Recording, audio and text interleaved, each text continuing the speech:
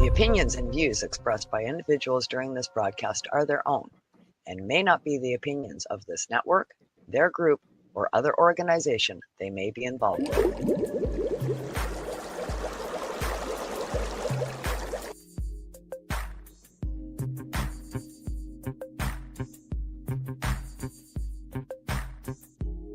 Their group or other organization may be involved with.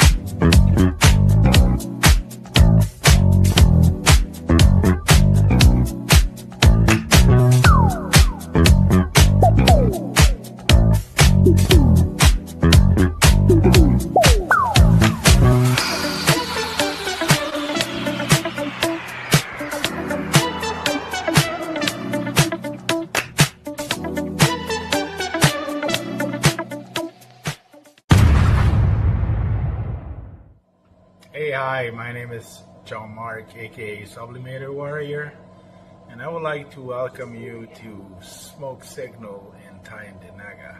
One dab make your whole dome drip sweat. One dab make the homies all dip set. Smoke Signals, Tyndinaga. Smoke Signals, Tyndinaga.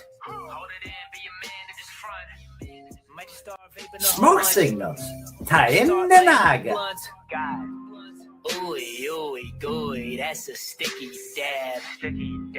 Might just have to put this one on Instagram. Smoke Signals, Tyndinaga. Hold it in, feel it in your wrist. Smoke Signals, Tyndinaga. Check us out in Tyndinaga. 55 Highway 49 in Tyndinaga. It's on the res, and we're open from 10 a.m. to 8 p.m. 7 days a week.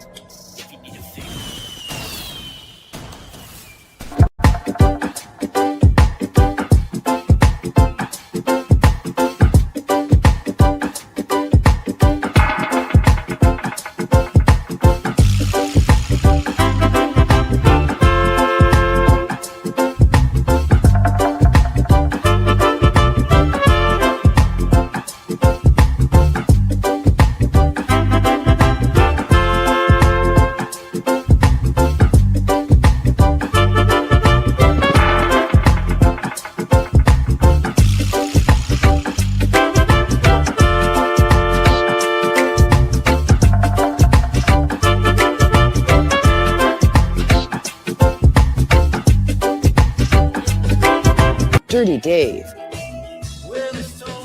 award-winning cultivator for over 4 decades.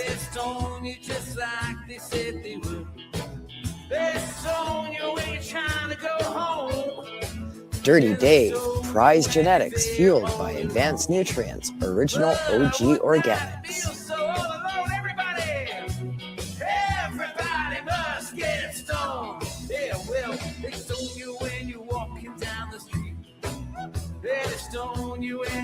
Dirty Dave, award-winning products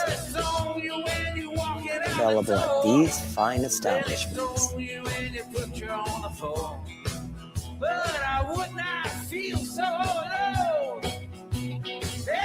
Ask your shop to carry Dirty Dave. Contact us at dirtiesdoggies@gmail.com.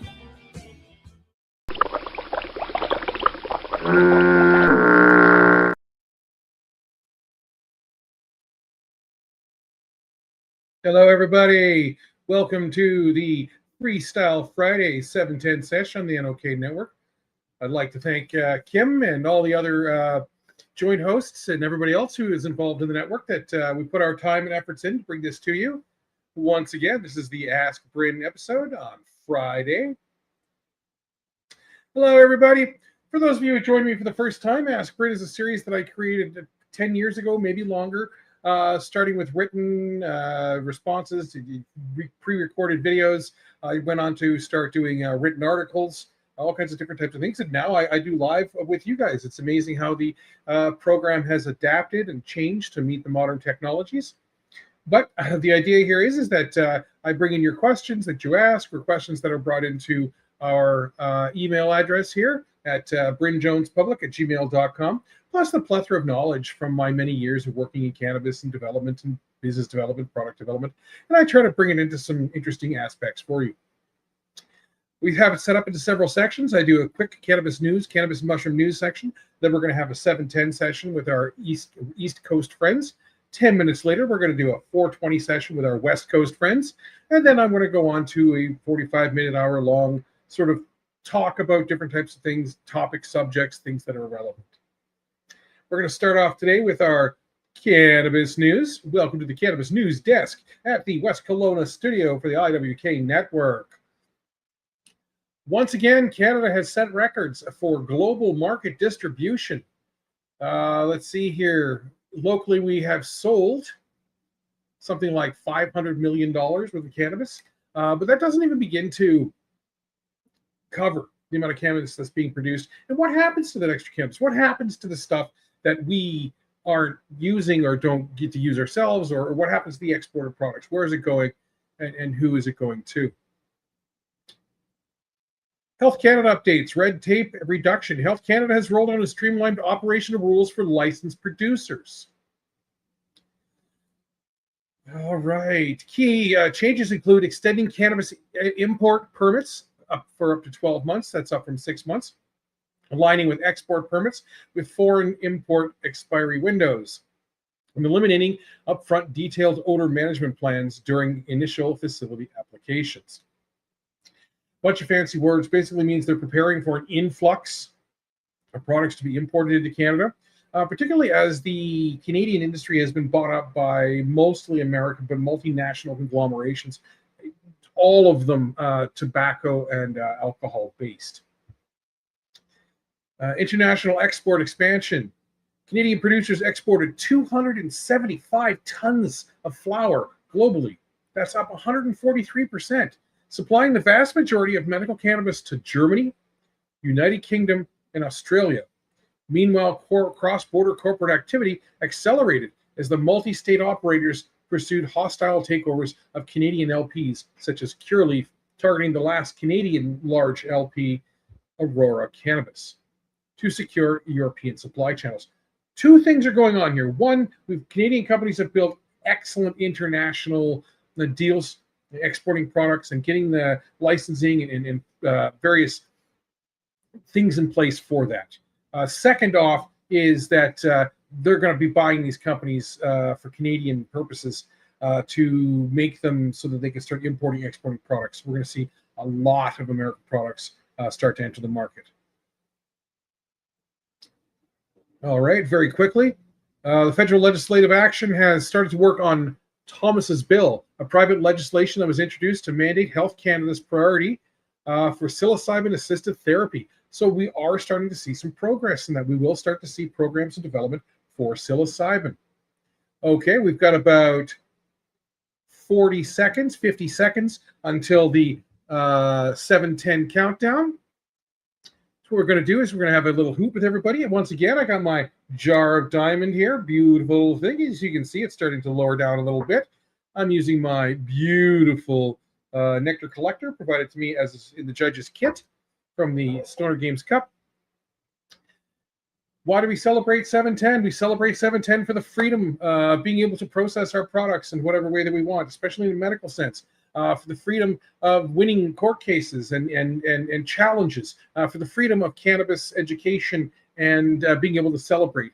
Sort of a modernization. All right, happy 710, everybody. Let me get my torch ready. Have a hoot with you. I hope everybody is having an excellent Friday. And even if you don't catch the show live, you can always have this moment where we can share our pieces together.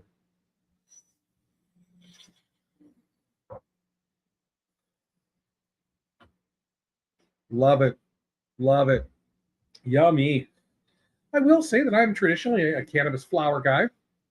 Fortunately, my situation here is I can't smoke it inside. Makes it a little difficult, but it's nice to have those extracts. And remember what we can do with extracts, the things that we can do. We can create different types of topical products, edible products, and vape products. So happy 710 Easties. I hope everybody's having a great day. Now, I do a little section between 710 and 420. I like to keep it lighthearted. So what I'm going to do is I'm going to read you a story about mushrooms. Basically, it's about mushrooms. And it's kind of a different story than I usually tell, but usually they have a bit of a twist. So let me read you this one. Arthur was a man who approached mycology not as a hobby, but as a sworn civic duty. His cedar-clad shed nestled in the mossy rim of the Pacific Northwest rainforest, he maintained what he called an aseptic sanctuary. He wore lab coats with the collar propped. He spoke with his agar plants in hushed, encouraged tones, coaxing along oyster clusters, reishi fans, and what he firmly believed was exceptionally vigorous strain of non-psychoactive lion's mane, intended for his morning pour-over coffee. The trouble began on a crisp Tuesday, when Arthur decided to infuse his prized mushroom harvest into the local wildflower honey. Simultaneously, his nephew Toby, a laid-back permaculture enthusiast who lived in a retrofitted camper down in a van by the creek, was curing a bespoke batch of dried golden caps. Toby had labeled his mason jar with a faded blue piece of painter's tape that read "Special Brain Fuel." Arthur, operating in the pre-dawn twilight with foggy spectacles, saw a jar of tan dried mushrooms and simply assumed that the bulk order of cognitive nootropics had come early from Oregon. By noon, Arthur had prepared 24 small jars of shimmering amber gold honey for the annual St. Jude's Community Harvest Swap. It was a premier event for the regional heirloom tomato growers, sour cherry preserves enthusiasts, and people who took compost temperatures far too seriously.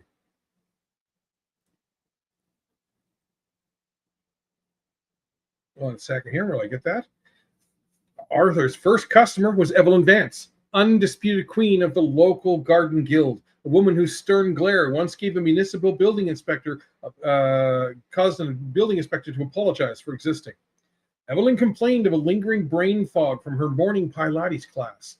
Arthur, radiating with the quiet confidence of a rogue botanist, recommended a generous teaspoon and stirred it straight into her hot chamomile tea.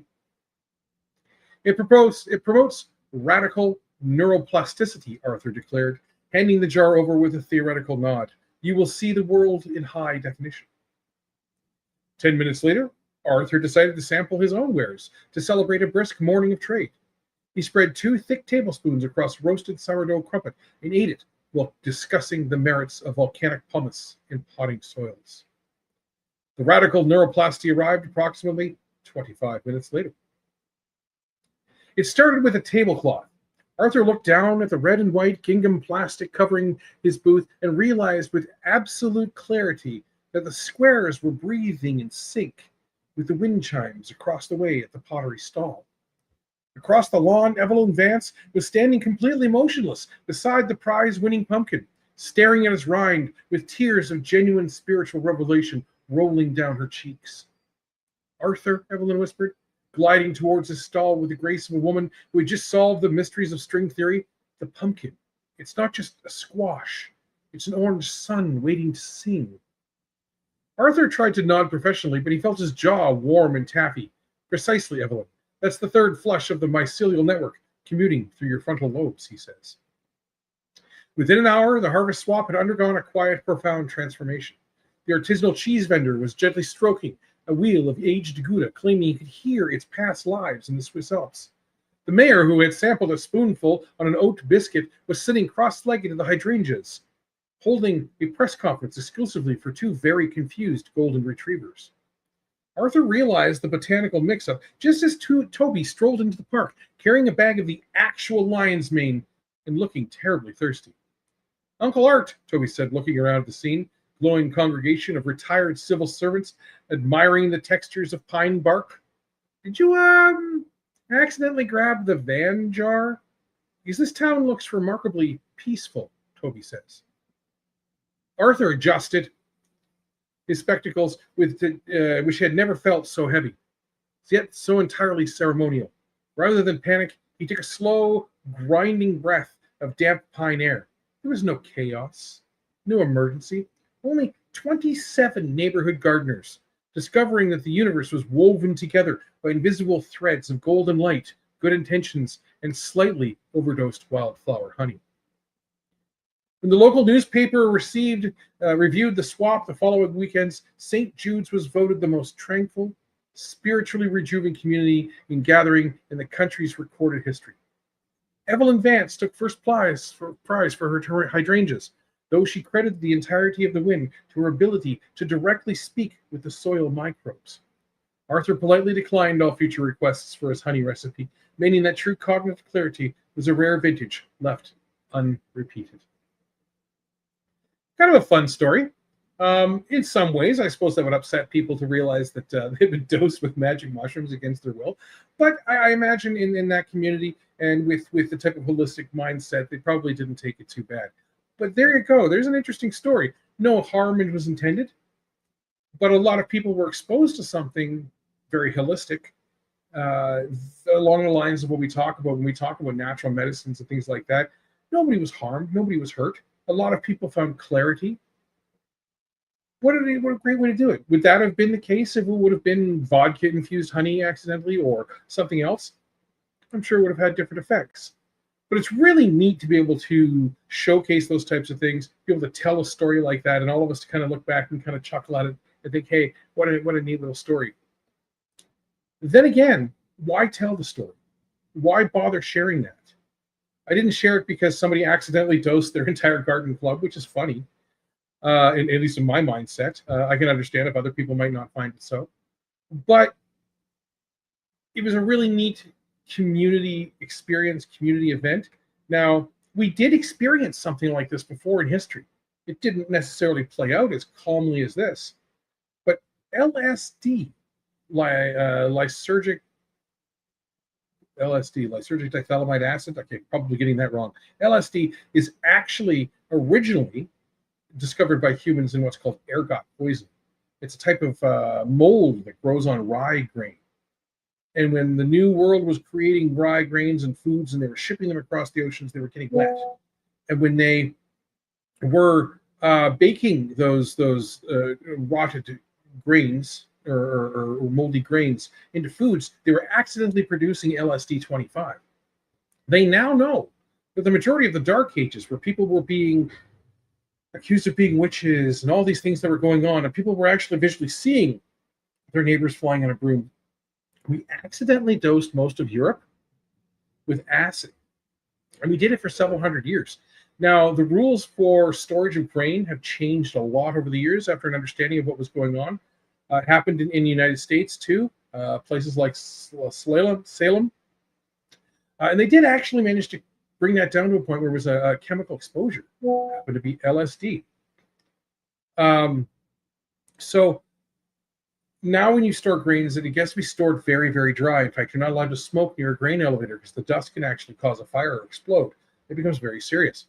But there are two stories, one kind of funny, one more anecdotal, about the realities of when you accidentally introduce psychedelics into a community. All right, guys, we're going to be doing our 420 countdown here real quick.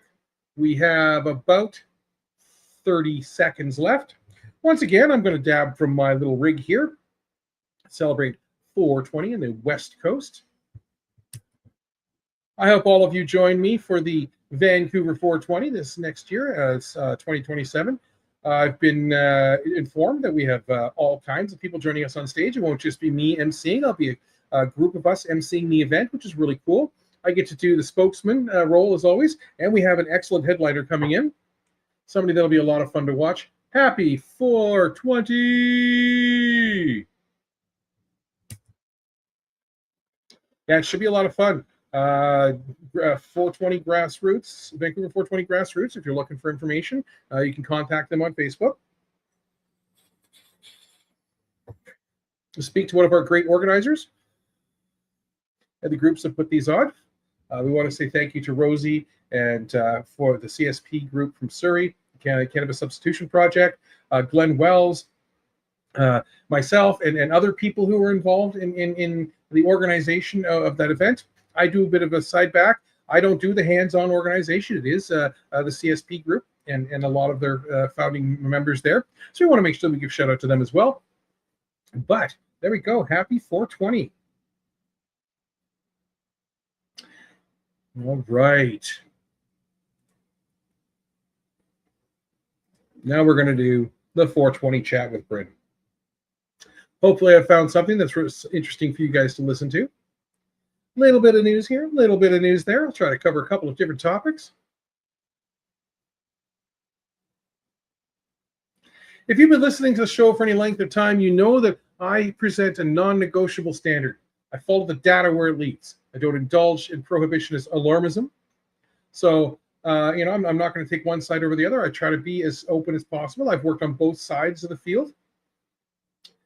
And we don't indulge in uncritical wellness cheerleading. We want to make sure that what is presented as truth, has some history behind it. It's not just something that I've made up in my mind or somebody's professing. We try to make sure that even in the home culture styles, the non-regulated world, the legacy worlds, if you will, that what is being presented there, what we present from that group, that area as well, is also as vetted as possible. Cannabis is an active botanical pharmacology, an active pharmacology that always demands respect, precision, and honest analysis. We can't bring cannabis to the next step if we don't understand it. If we don't understand the science behind it, we don't understand the history behind it, we don't understand the successes and failures that the legacy industry has had, and what will be the successes and failures of our new industries. Today I want to dive into the psychological frontiers of cannabis science that rarely make it to the dispensary counters or casual conversations. We'll touch on a couple of different things: the vascular equation, beyond endocannabinoids, the polymodal trap, and synthetic polymer isomers as opposed to pure botanicals. Grab your notebook. There might be a few things that you learn here.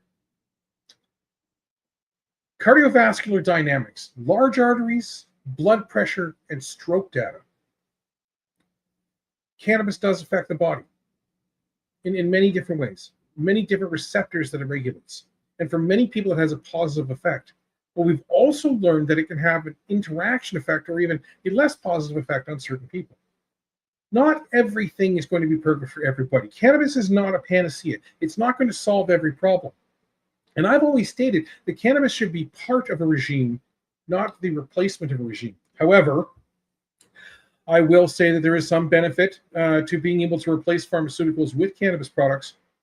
But imagine if we had a world where cannabis was a part of that. Maybe not separate, like we have to buy it from a dispensary, but those molecules and the sciences that we learn from cannabis to become part of, say, a Tylenol, to help maybe reduce some of the effect on the body or make it more effective, or even reduce the amount of Tylenol needed within a tablet to do the same kind of thing. That kind of concept.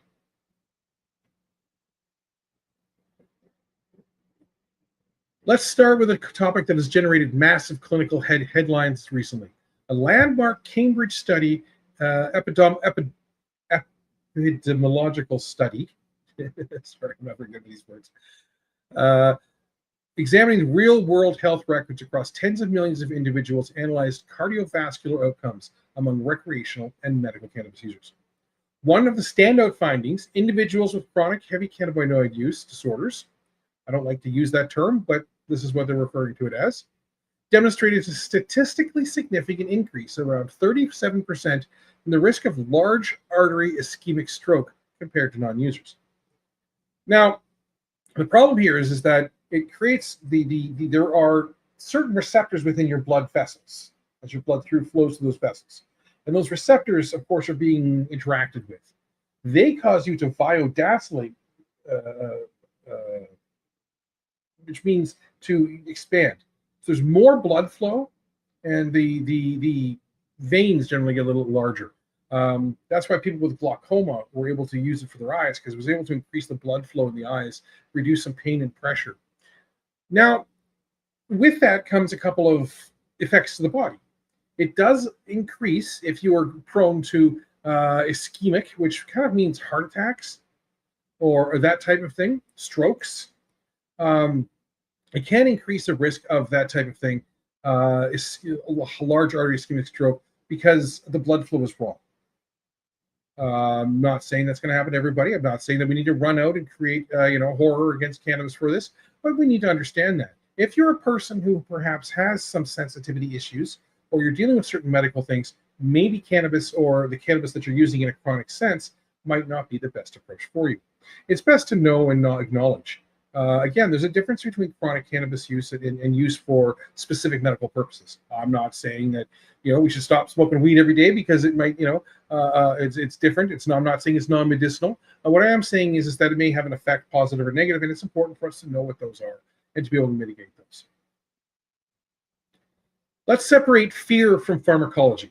What's actually happening biologically inside the vascular system, the blood pressure, the blood system, the nerve or the vessels, the heart, so on and so forth. Phytocannabinoids, cannabinoids from the plant, phyto, particularly high doses of delta-9 THC, do not simply act on the brain. They act on the vascular endothelial system tissues and the autonomic balance. It's your blood vessels expand. That's why your eyes get all red, and your blood flow increases, and your heart rate increases to mitigate that. Biphasic blood pressure spike.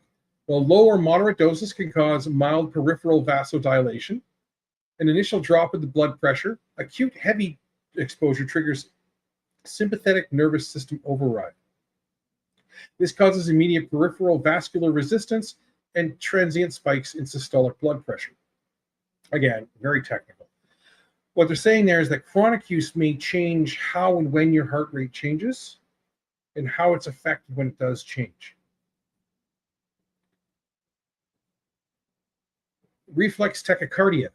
As peripheral blood vessels dilate, become bigger, the heart compensates by beating faster, sometimes elevating the rate by 20 to 50 beats per minute within minutes of inhalation. Again, I'm not talking about these things as being bad for everyone and all things. If you're a healthy individual, that's fine. If you're suffering from certain types of things or you're taking certain types of medication, this might be important information to understand. Platelet aggregation and endothelial shear. Again, very fancy technical terms in this.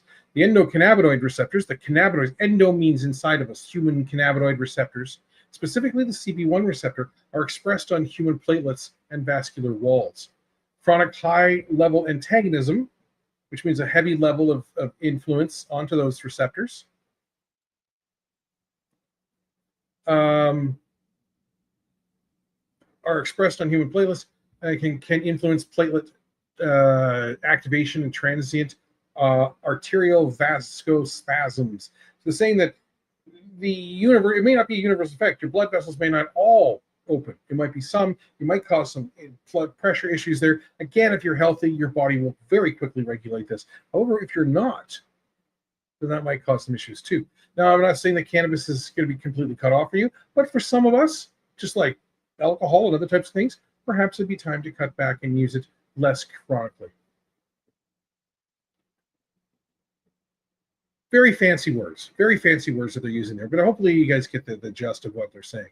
The clinical takeaway: if you're an older adult, manage hypertension, or have a family history of vascular disease, you cannot treat high THC concentrates like harmless herbal teas.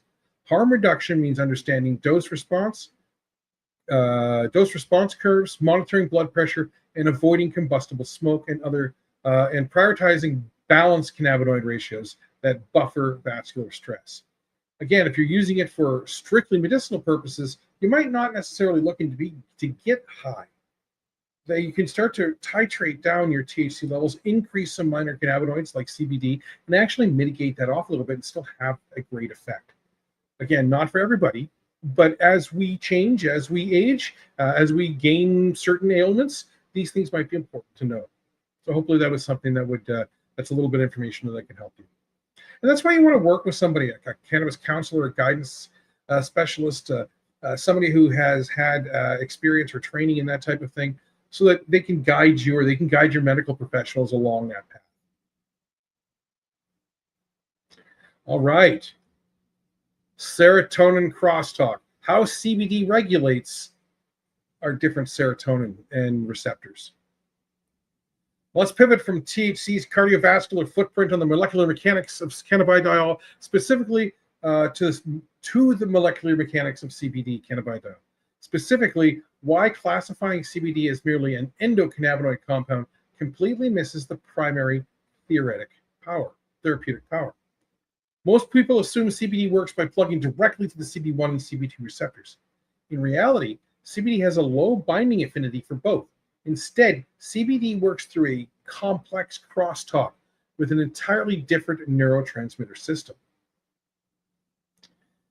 5-HT1A serotonin antagonizer receptor agonism. Too many words.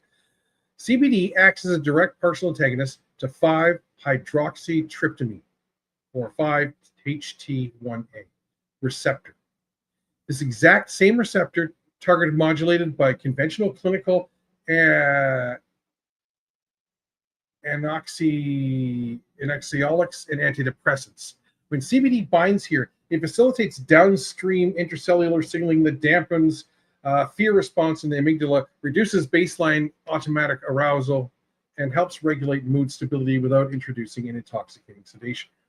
Again, very technical, very specific terms. What they're saying there is CBD actually interacts with many other parts of the body. It's able to reduce stress, fight-flight responses, and create some types of things like blood regulation, heart rate regulations, without creating the intoxicating effect. As I said, using some of those minor cannabinoids or even having some of a higher level or ratio of that can be quite beneficial. GPR55 receptor antagonism. And what a receptor antagonism means is that you have a receptor, you're interacting with it, and you're antagonizing it. You're introducing something that's normally wouldn't work with, but it does have an interaction. CBD acts as an antagonist for GPR55, and this is within your liver, I believe. An orphan G protein coupled receptor found throughout the central nervous system and vascular endothelium.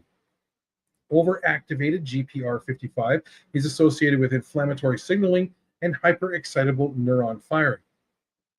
By blocking the GPR55, CBD helps modulate intracellular calcium levels, contributing to its clinically validated anticonvulsant and neuroprotective profile. Let me translate that.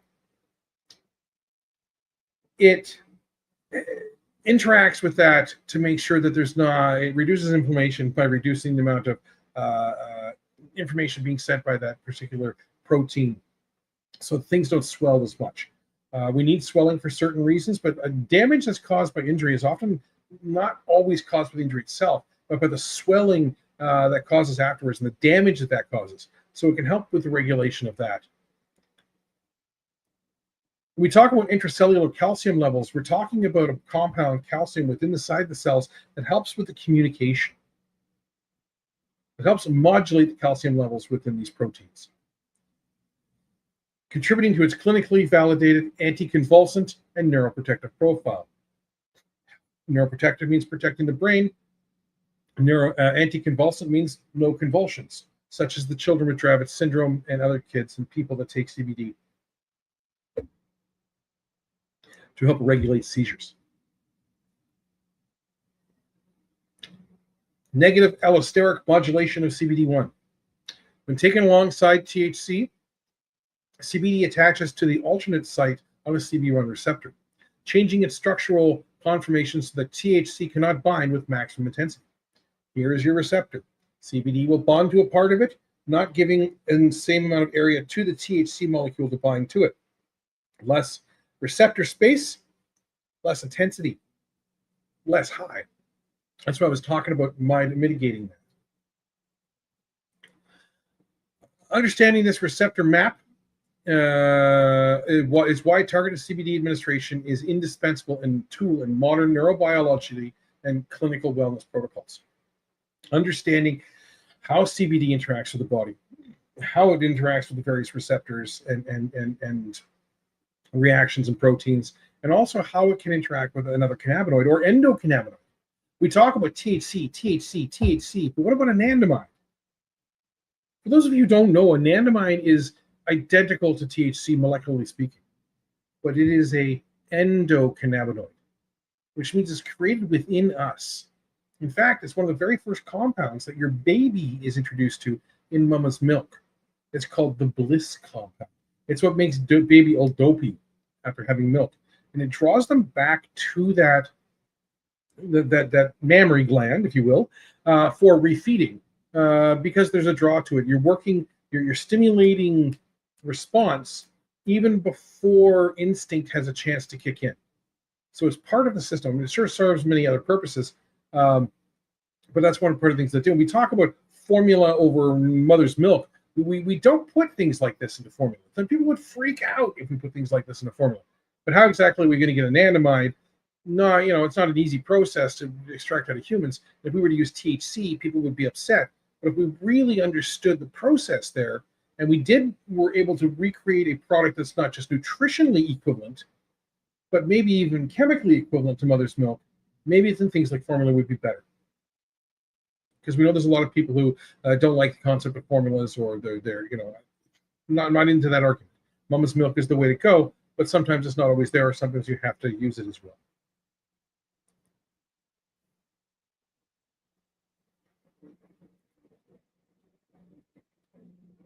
All right.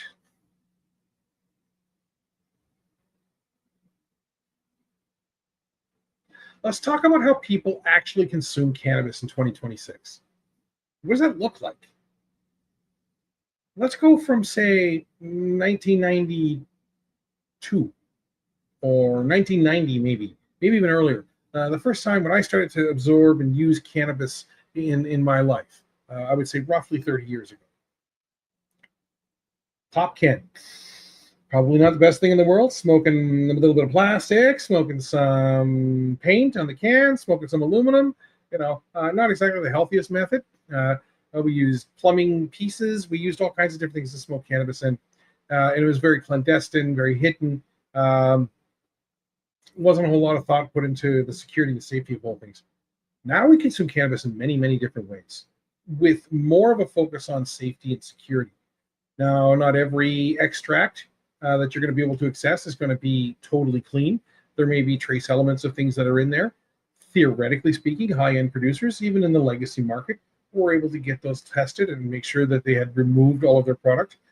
Serious extractors saw the value in recuperating their solvents. And we're very good at recuperating the solvents. I've seen some excellent products and great test results come out of legacy labs.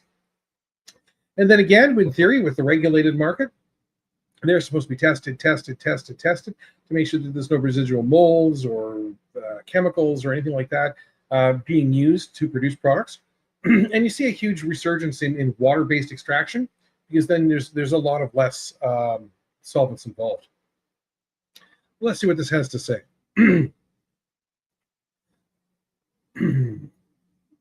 Recent epidemiological data tracking adult use behaviors reveals a growing pattern. While roughly half consumers stick to a single consistent intake method, like smoking dry flower or taking a nightly capsule, approximately 1 in 7 users are now classified as polymodal, or multiple ways, multiple uses.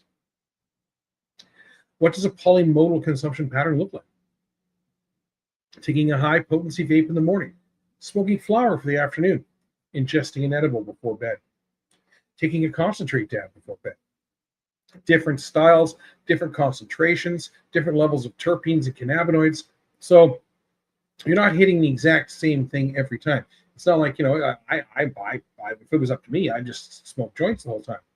But things change, things adapt. The hair in my face is driving me insane. There we go. And so what they're saying here is that they're recognizing differences in how we consume things. Layering multiple delivery modalities across a single 24-hour cycle may wreak havoc on our pharmacokinetics. Here's why. Inhalation versus ingestion half-lives. Inhaled delta-9 enters the bloodstream via the pulmonary alveoli within seconds. That means your lungs, it's fancy part of saying parts of your lungs. Peaking quickly and clearing plasma within 2 to 4 hours, which means that the actual compounds have left your body. Even though they can test for cannabis use 30, 60, and sometimes 90 days later, they're not actually finding THC. They're finding enzymes that are created by your liver that are present when your body breaks it down. Those particular enzymes or compounds, the trace amounts of them or evidence of them can stay around a lot longer. Orally ingested THC must pass through the hepatic portal system, where liver enzymes convert it to 11-hydroxy-THC, a metabolite with significantly higher blood-brain barrier permeability and an elimination half-life stretching 8 to 12 hours. What does that mean? Well, when you eat THC, the body tries to flush it out. It tries to turn it into something more amicable for the body, but it doesn't. It changes from THC to something called 11-hydroxy-THC, a metabolite. Now, this is one of those metabolites that it's easy to track after it's left the system, or other metabolites that are used to break it down. This metabolite itself, when it interacts with the blood system and the CB receptors, is far more potent than the same amount of, say, smoking the same amount of THC. As we know, edibles can last a lot longer. So with a joint, you might get 20 minutes to 2 hours. That would be my experience. Have a good buzz. With edibles, you can be high for hours and hours and hours and hours. And even sometimes the next day, you can have sort of an after effect.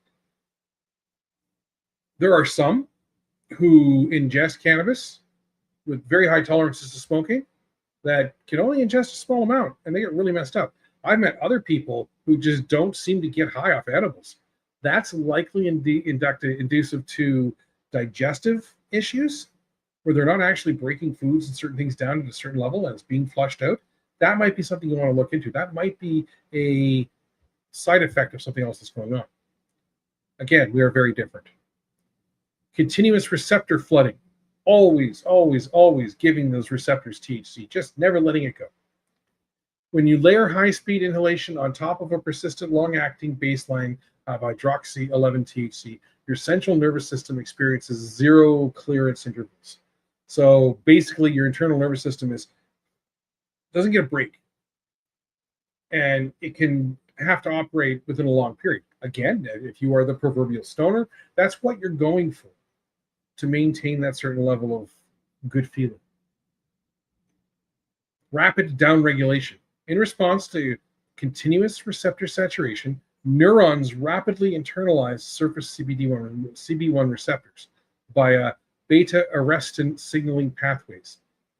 The cells pulls the receptors inward to prevent excitotoxicity. Break that one down for you.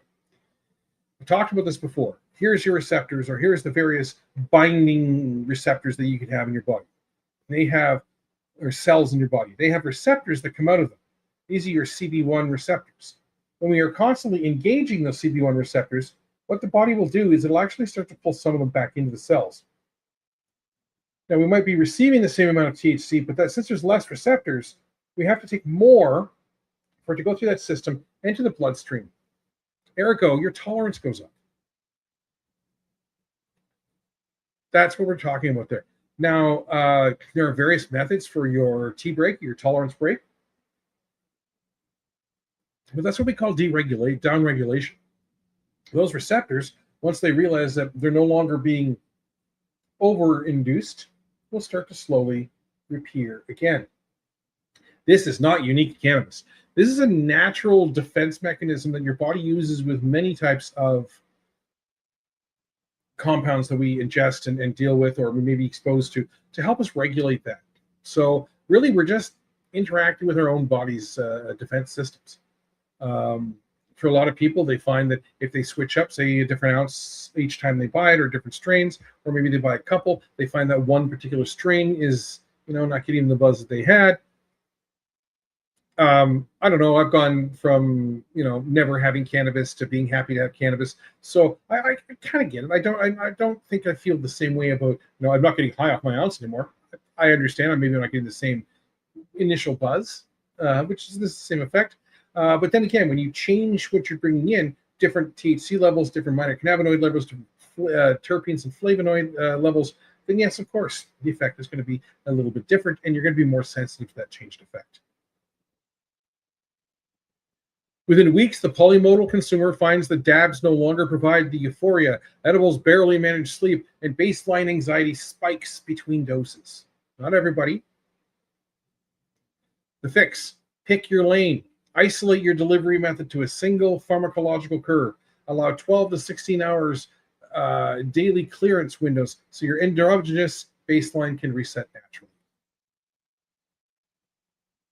It's just the science here. I'm not trying to say, hey, you should change your cannabis consumptions. You should, do this, do that. What I am trying to do is trying to show some of the science behind it, some of the medical things behind it.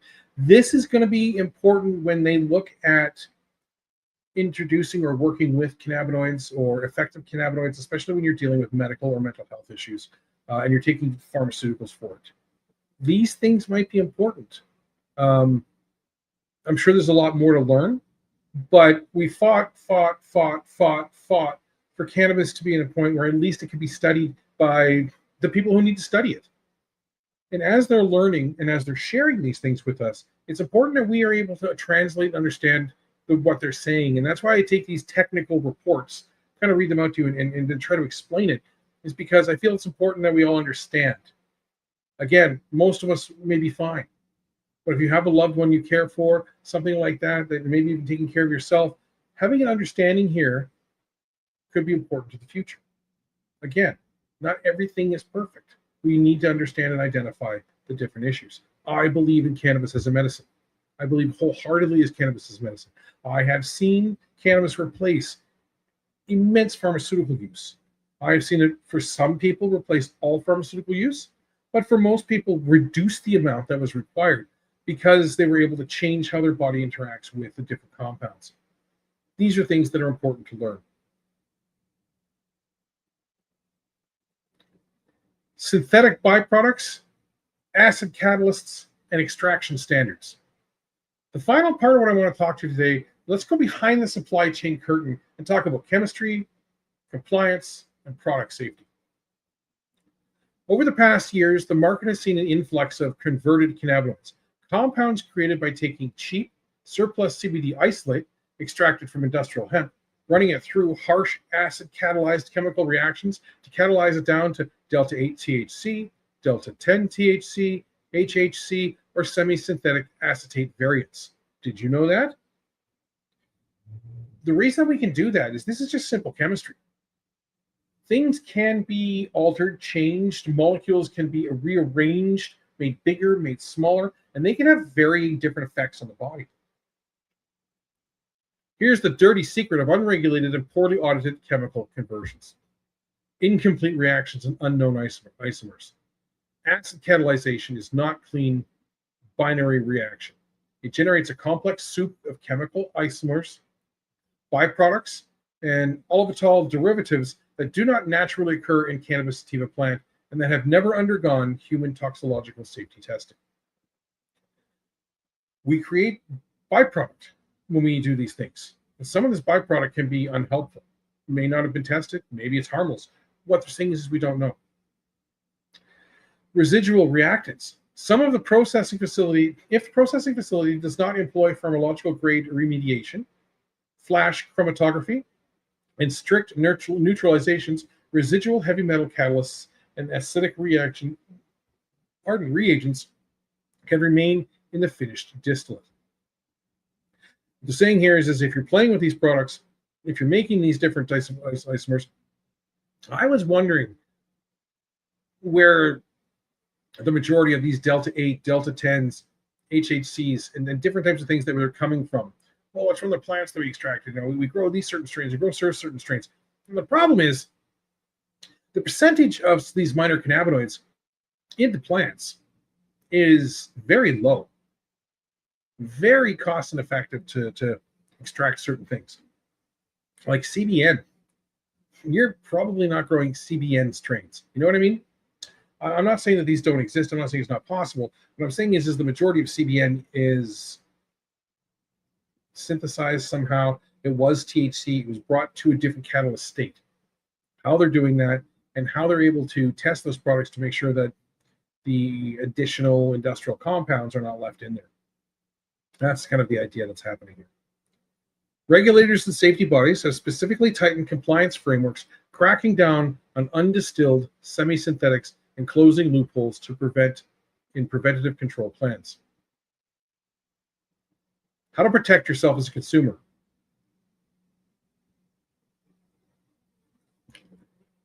These are easier said than done, by the way. Demand a chromatography confirmation.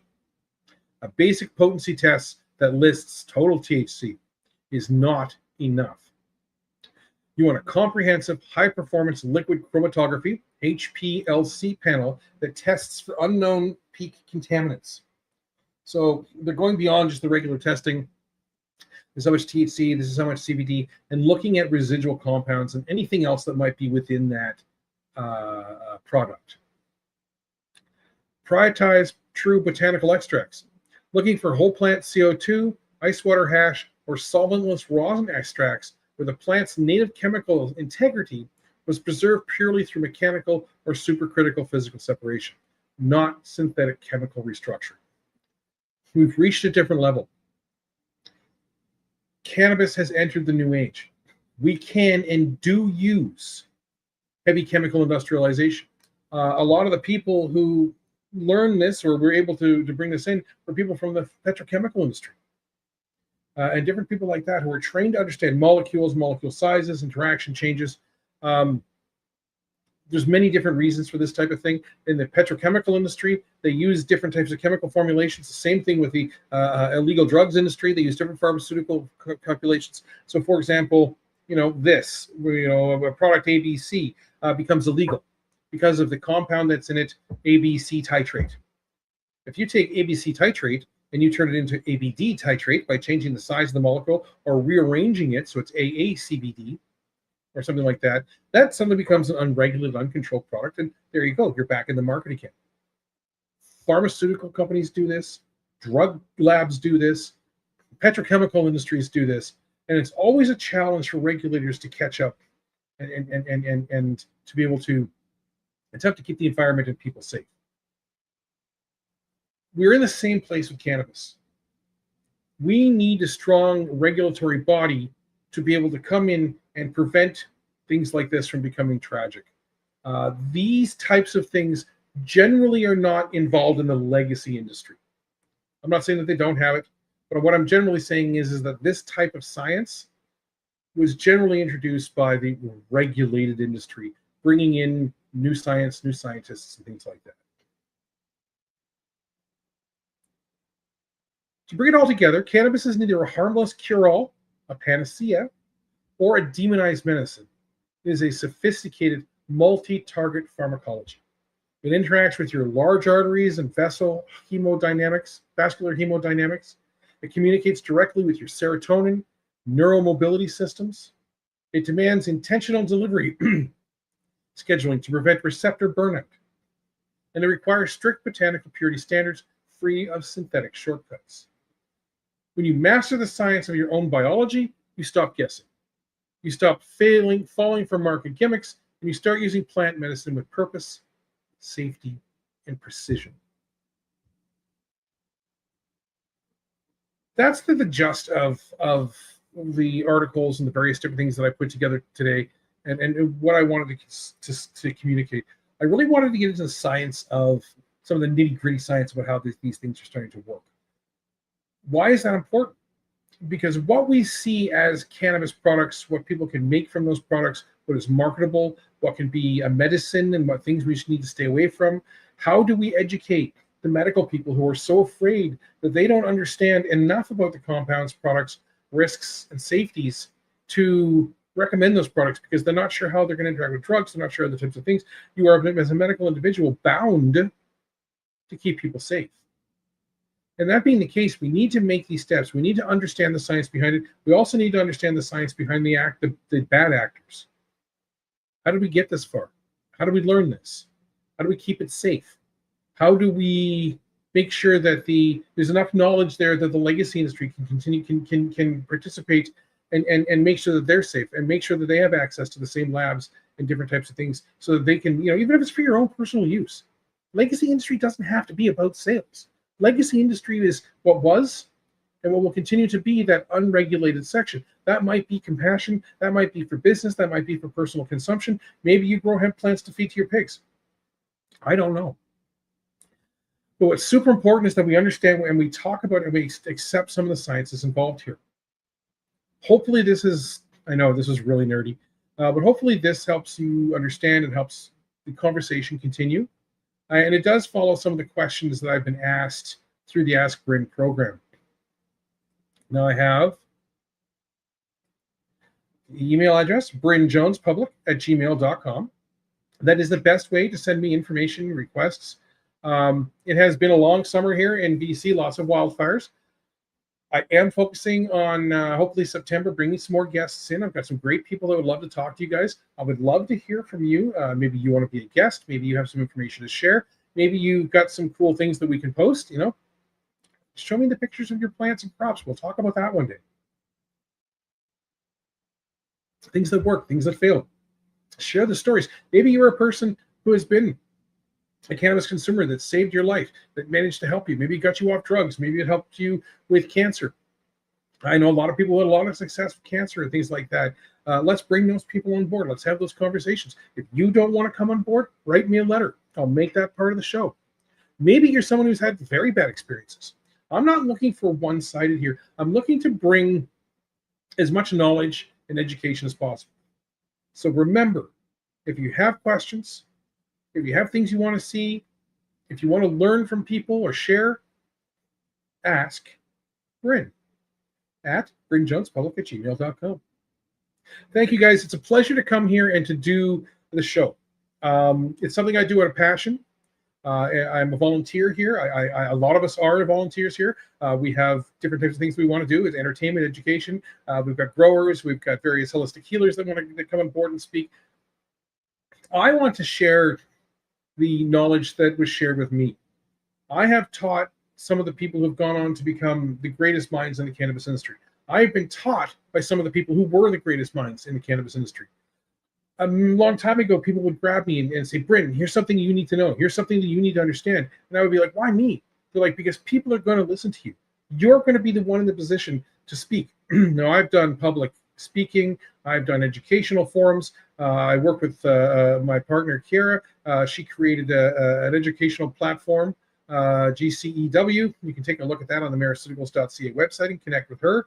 If you're looking for education, if you're looking for training, if you're looking to learn this for yourself, if you're a professional that's looking to train their staff or learn, we have some deals going on in the United States about possibly training some of their bud tenders down there so they can become medically knowledged. However, the only downfall I didn't grow. I don't have growing questions, answers. But however, if we do gather enough information, maybe we can bring a guest on that can talk and share with us. But this is all up to you. The show is content created. The content for this is created by your interactions, by the things that you ask, by the many people who share this program. You'd be amazed how many people from all over the world have reached out to me because they've seen this program, or they're used to watching this network and they're used to seeing things come on and they have stumbled upon me, or they're familiar with the other works that I've done. If you want to learn a little bit more about me, how the hell did I become this guy who seems to know all this stuff? You can go to brynjones.ca. You can Google Bryn Jones Cannabis. Both of those are going to take you to profiles of me, stories of me, things that I've done, companies I've created, people that I've worked with, some of the insanely cool things that we've been able to do, and give you the confidence that I'm not just somebody talking off the top of my head.